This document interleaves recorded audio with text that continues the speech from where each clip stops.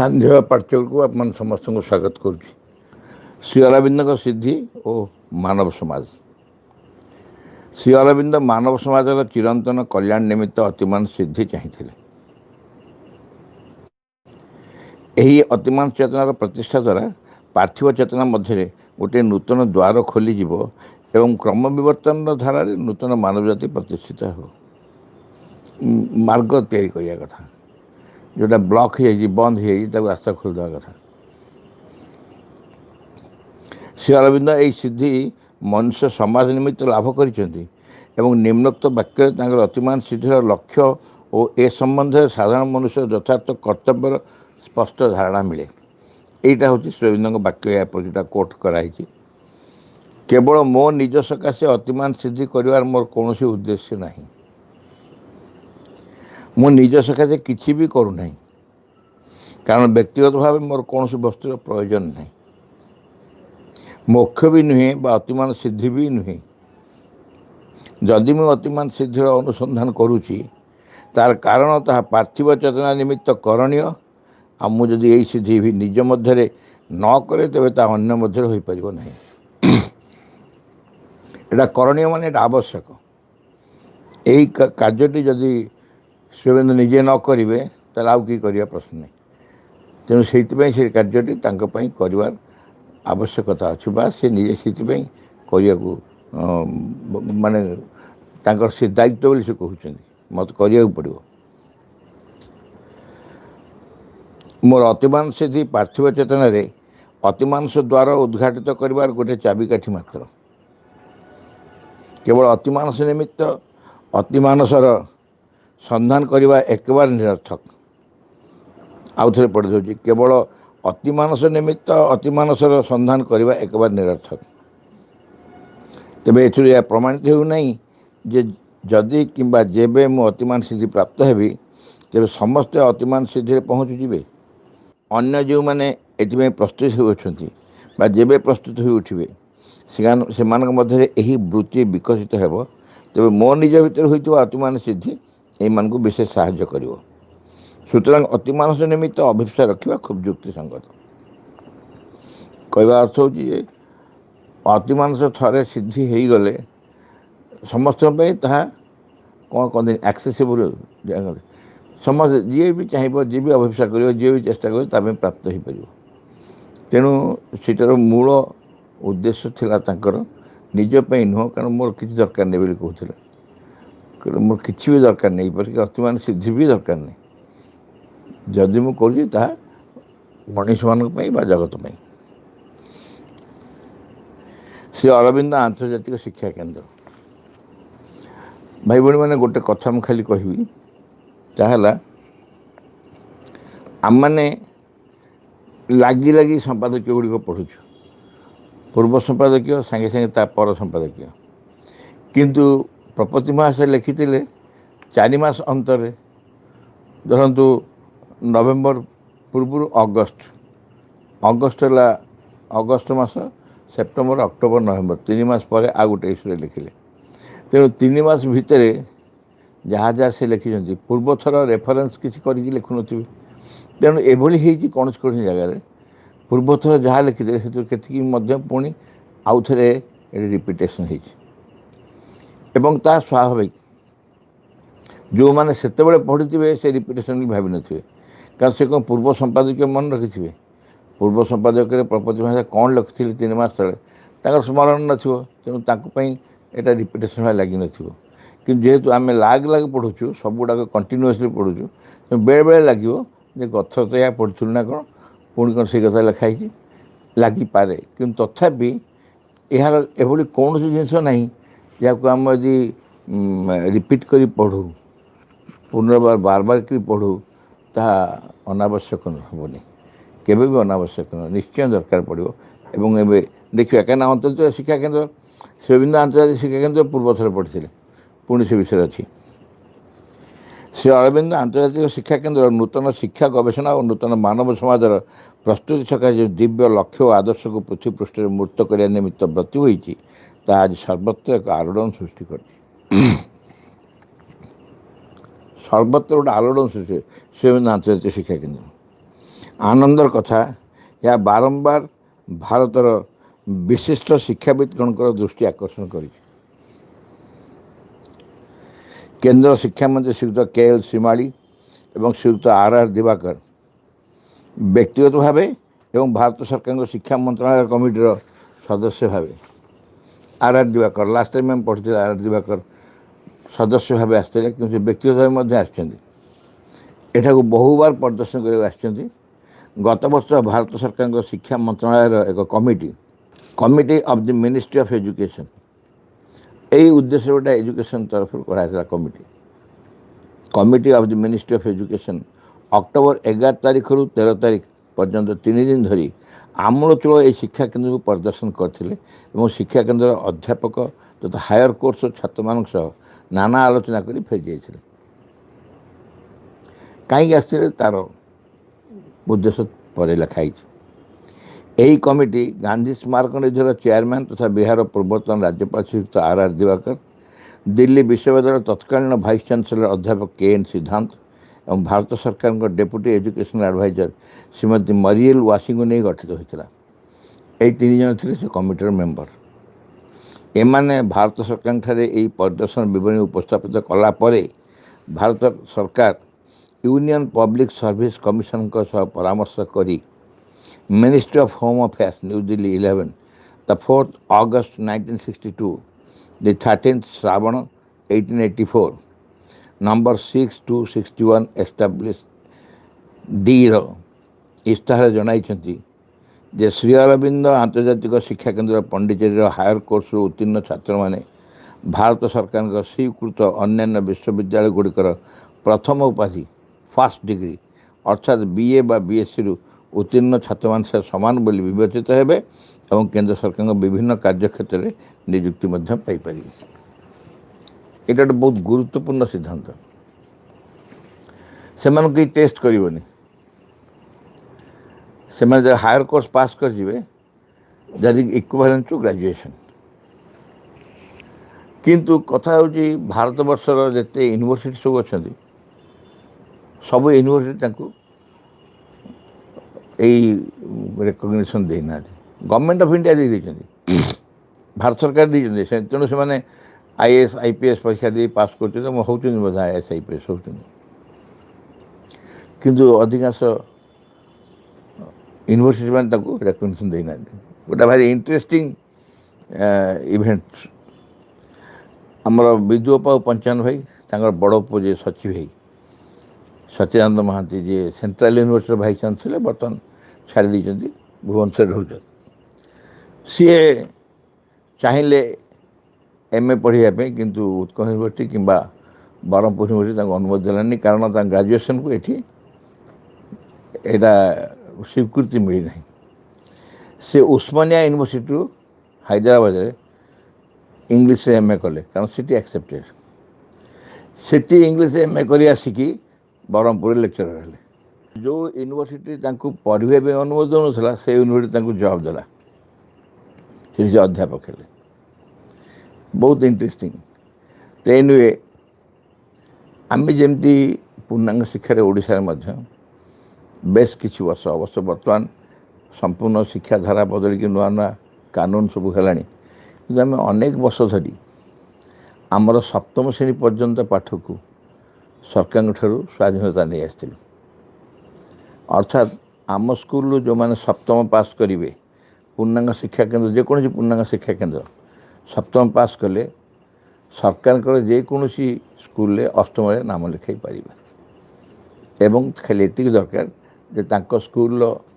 जो transfer certificate ताको new life education trust counter sign करिवो यही ऑर्डर गवर्नमेंट बाहर कले एवं अनिर्दिष्ट काल टिल फर्दर ऑर्डर्स मझे मझे वर्षे वर्ष वर्ष दौले जानकी वल्लभ पट्टनायक जिते थे मुख्यमंत्री से मदन मोहन महांती एजुकेशन सेक्रेटरी थे डाकी कहले परमानेंट दियो तेणु से ऑर्डरटा गला टिल फर्दर ऑर्डर्स अर्थात जदि नूतन आरटी राइट टू एजुकेशन जो 2009 आसला 2012 लागू है सी यदि आसी न था तथापि आम से बड़र केते गुड़े नियम को एवं भी आम चालू रखीचु କିନ୍ତୁ ଏଇଟା ଦରକାର ପଡ଼ୁନି।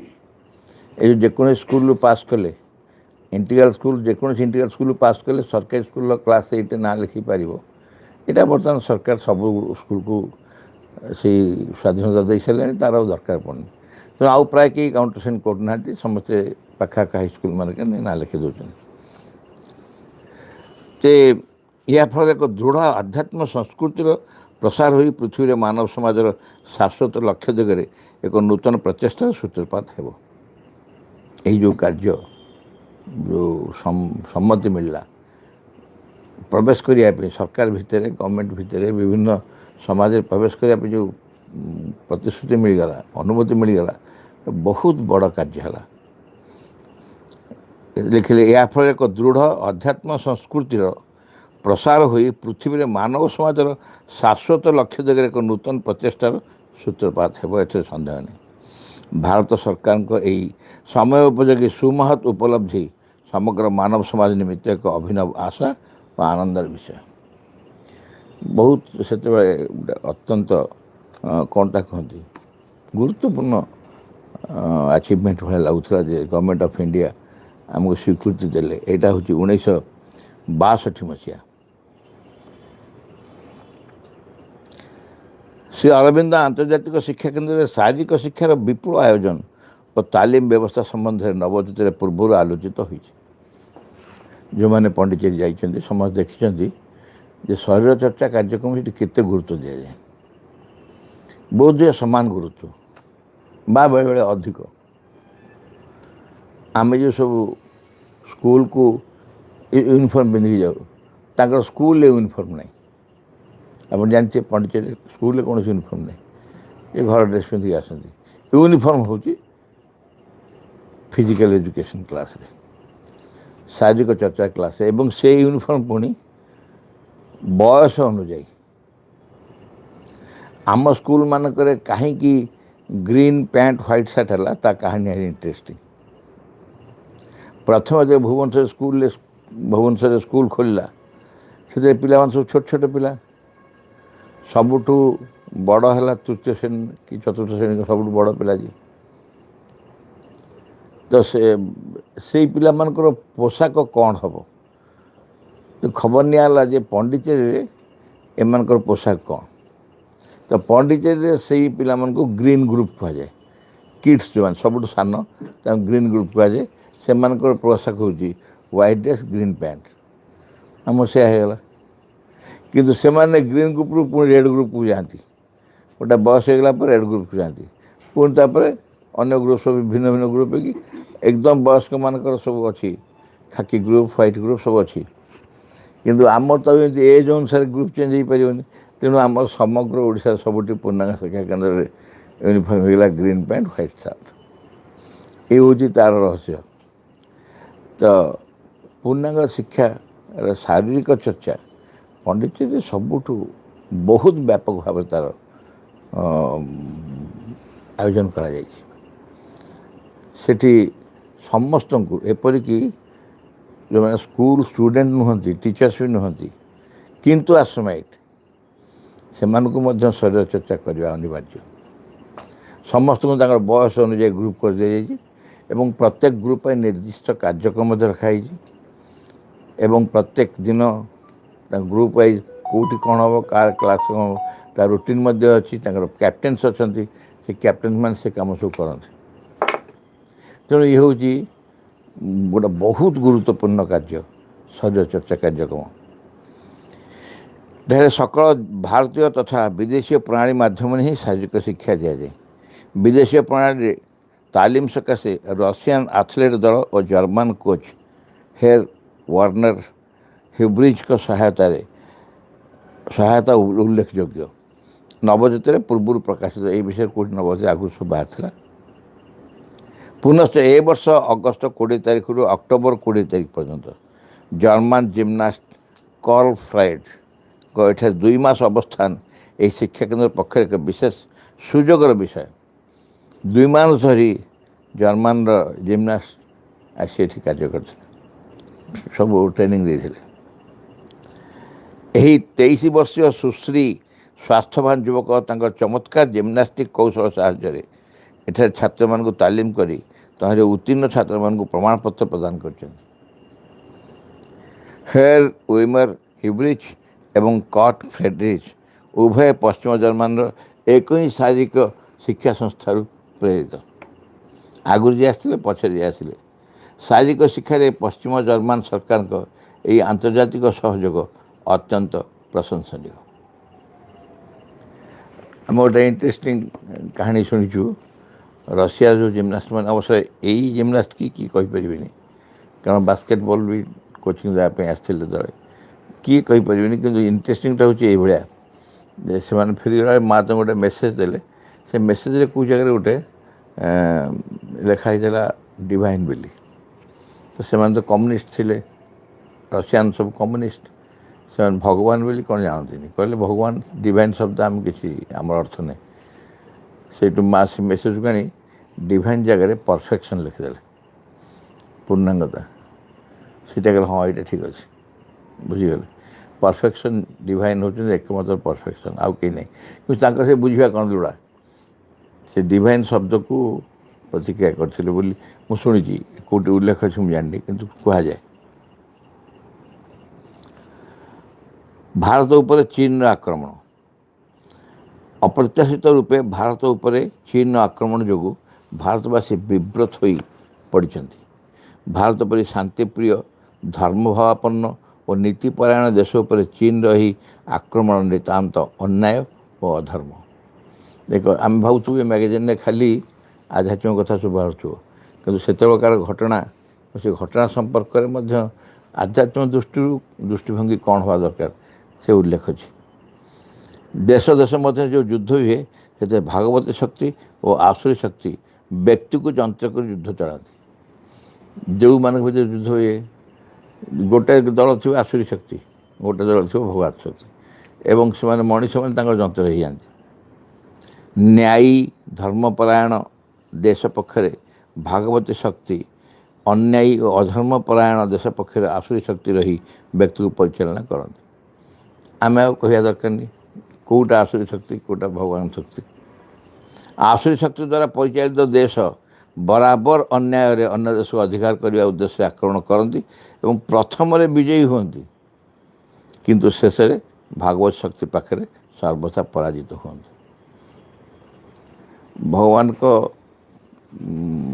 ସମ୍ପର୍କ ଯେଉଁଠି ଥାଏ ବା ଭଗବାନ ଯେଉଁ ଜାଗାରେ କାର୍ଯ୍ୟରେ ଅଂଶଗ୍ରହଣ କରିଛନ୍ତି, ବିଜୟ ଅନିବାର୍ଯ୍ୟ, ବିଳମ୍ବ ହୋଇପାରେ କିନ୍ତୁ ଅନିବାର୍ଯ୍ୟ ବିଜୟ।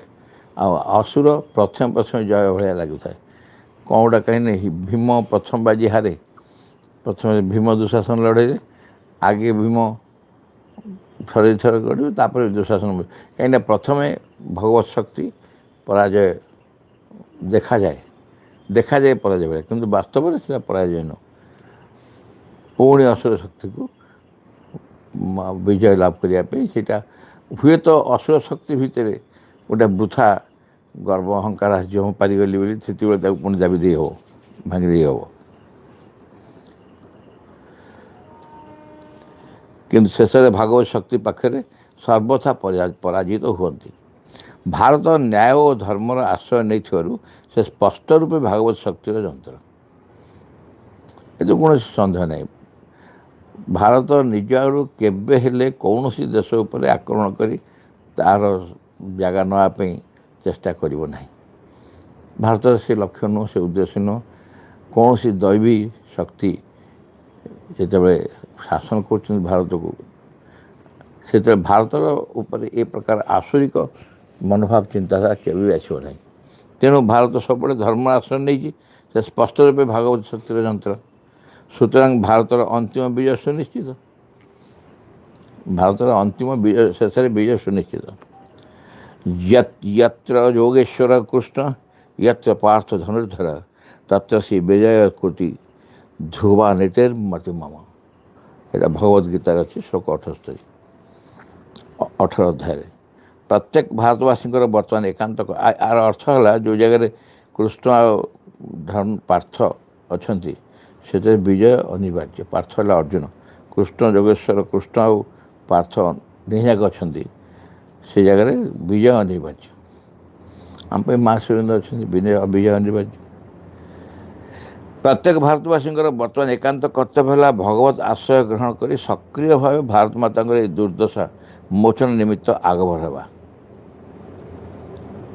केमी कौन करेंगे से निज निर्भर करे भारत माता दुर्दशा मोचन निमित्त आग बढ़ावा श्रीअरविंद कहते अन्य लोक स्वदेश को गोटे जड़ पदार्थ केतोड़े पड़िया जमी शस्य क्षेत्र बण पर्वत नदी बोली जानती मो स्वदेश को माँ बोली जाने भक्ति करे पूजा करे माँ को छाती उपरे जदि बसी राक्षस रक्तपान उद्यत हुए तेरे पुओ कौन करे निश्चित भाव आहार कर बसे स्त्री पुत्र संगे आमोद कर बसे ना माँ को उद्धार करने निमित्त दौड़ी जाए। भारत माता प्रत्येक संतान को वर्तमान जागृत हो शारीरिक शक्ति आर्थिक शक्ति बा जेकोसी प्रकार साहाय्य द्वारा भारत माता सेवा एकांत आवश्यक। भारत सरकार यही महत् कार्य समस्त प्रकार सहयोग देवाक हो। यही संकट काल में भारतवासी शक्ति और साहस आहरण निमित्त आद्याशक्ति भागवत जननी को ऐकांतिक प्रार्थना बंधन भितर लिखाई श्री अरविंद रचित दुर्गा स्तोत्र पाठ निमित्त आम मैंने सकल दृष्टि आकर्षण करो। ऐकांतिक प्रार्थना भितर दुर्गा स्तोत्र भी उल्लेख अच्छे तेणु भागवत जननी को ऐकांतिक प्रार्थना करंतु भगवत करुणा और आशीर्वाद भारत को निस्संदेह जययुक्त कराए। मन थी जो कोरोना आरंभ है राति 9टार थे प्रधानमंत्री कहले जे समस्ते अंधार करदे बसिकी दीप जलवा से समय आम सबुआड़े खबर देलु से समय समस्ते दुर्गा स्तोत्र आवृत्ति करें दुर्गा स्तोत्र बजे शुणे तो बहुत जगह से कथा कराई से समय दुर्गा स्तोत्र आवृत्ति करा आम भीतर गोटे शक्ति संचार करने उत्साह प्रेरणा उद्दीपना देवाई दुर्गा स्तोत्र बहुत फलप्रद। 1964 फेब्रुआरी नवज्योतिर सप्तम वर्ष यही संख्या नवज्योति प्रकाशन रे पत्रिकार सप्तम वर्ष आरंभ है। यहाँ पढ़िया पूर्व मुझे कहीदी भाई भाई मैंने मु आरंभ कली ये प्रपत्ति रचना संग्रह को पढ़ा आज बोधे एकादश थर हम एवं के दिन जीव कहीहबनी किंतु मोर अनुरोध होची एठी आम लाइन बाय लाइन पढ़िले मध्य यथेष्ट तापर एकाग्र होगापी समय होनी यदि छोटिया पाराटे पढ़ी समस्ते एकाग्र हूँ एवं आलोचना करूँ ताहले से अलग कथा मत कि अनेक समय लगे तेणु मोर अनुरोध होची जो माने जोग दौरान समस्ते बही की पढ़ु आज जी आलोचना हो जाए घरे पढ़े बराबर पढ़े पढ़े कहीं प्रपत्ति भाषा मुझे यहाँ ऊर्ध्वर आसी भाषा ये तांकर पर्सनाल चिठी फिठी बहुत आम देखीचु कौन सी जगह ये भाषा लांगुएज ना ये प्रकार जो भाषा से लिखुंट तेणु आपको गभीर भाव में हृदयंगम करने आहरण करने भितर से मोर अनुरोध हो जो मैंने जोग दौरान चेष्टा करूँ गोटे गोटे बही समस्ते न पढ़ी पारे दी तीन मिसिक गोटे बही किणतु और सांग ही पढ़तु ये बही की रेगुलाली घरे पढ़ा दरकार बराबर पढ़ा दरकार।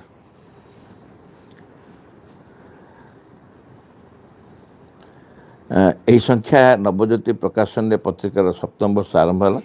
पत्रिकार प्रकाशन नियमित धारावाहिक और श्रृंखलित भाव हो चली ये नवज्योति को आश्रय करी आश्रम रे नवज्योति कार्यालय तुल्य एक सुसंहत अनुष्ठान गढ़ी उठी यही सब भगवान का अभूतपूर्व कृपा बोली कह।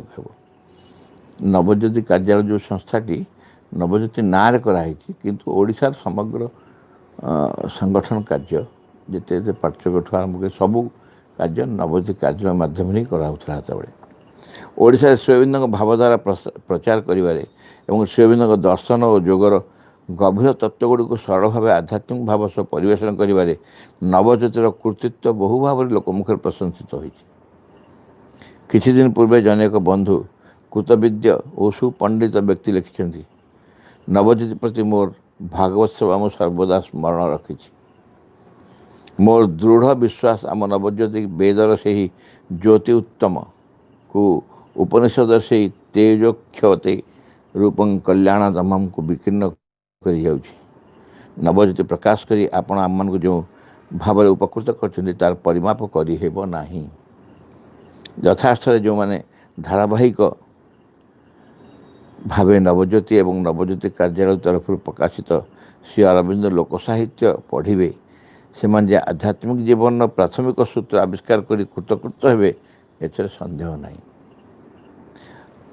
कल्पना करूँ आम मैंने सब आज बसी 2021 मसीह आलोचना करुचु कि 1964 मसीहा 1964-62 से समय मास्टर केते व्यक्ति जानी केते आलोचना होता अध्यापना होता केते कौन कराला बर्तमान तुलन तो कहले कि नुह तथापि भीतर बहुत किसी प्रेरणा एवं कहू गले से जो सब उद्यम से सब करते तार फलाफल हूँ आम मैंने से जो सब उद्यम होता विभिन्न जगह पाठ्यक्रम खोलिया विभिन्न जगह ये नवज्योति पढ़ा नवज्योति कार्य सहित संपर्क रखा यू कार्य जो होता तार परवर्ती अवस्था फलाफल हिसाब से आम मैंने सब आसचु स्कूल खोलला पाठ्यक्रम खोलला आश्रम खोलला रिलीफ सेंटर खोल आसिले ए सबूपाई से समय ये कार्य सब बहु भाव दायी एवं नवज्योति कार्यालय विशेषकर नवज्योति पत्रिका बहुत भाव दायी से